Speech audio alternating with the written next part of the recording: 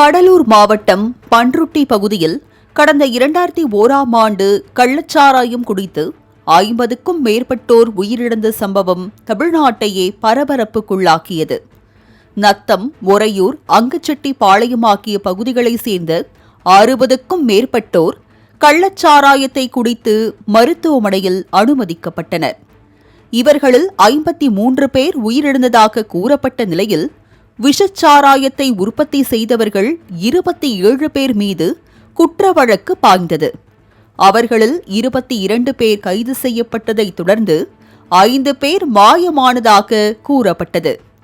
அவர்களை 2001ஆம் ஆண்டு தொடங்கி 23 ஆண்டுகளுக்கும் மேலாக போலீசார் தீவிரமாக தேடி வந்தனர். இதனிடையே மாயமான 5 பேர் இறந்து போயிருக்கலாம் என விசாரணை நடத்திய போலீசார் தெரிவித்தனர். அப்போது நீதிமன்றத்தில் இருந்து இறந்தவர்களின் இறப்பு சான்றிதழை சமர்ப்பிக்குமாறு உத்தரவு பிறப்பிக்கப்பட்டது. இதையடுத்து 3 பேரின் இறப்பு சான்றிதழை சேகரித்த காவல்துறையினருக்கு வழக்கில் 9வது குற்றவாளியான ஜேம்ஸ் பாண்ட் என்கிற தோஜா ஆனந்த் என்பவர் இன்னும் உயிருடன் இருப்பதாக அதிர்ச்சி தகவல் கிடைத்தது. பன்ருட்டியில் விஷச்சாராயத்தை உற்பத்தி செய்து அங்கிருந்து தலைமறைவான தோஜா ஆனந்த் திருப்பூருக்கு தப்பியோடினார்.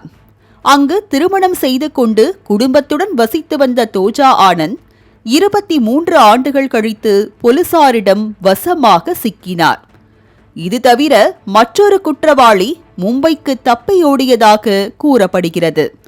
லியோ பட பாணியில் சாராய வியாபாரத்தில் 50க்கும் மேற்பட்டோரின் மரணத்திற்கு காரணமான தோஜா ஆனந்த் தனது லியோதாஸ் வாழ்க்கையை மறைத்து பார்த்திபனாக வாழ்ந்து வந்த நேரத்தில் போலீசார் மடக்கி பிடித்துள்ளனர்.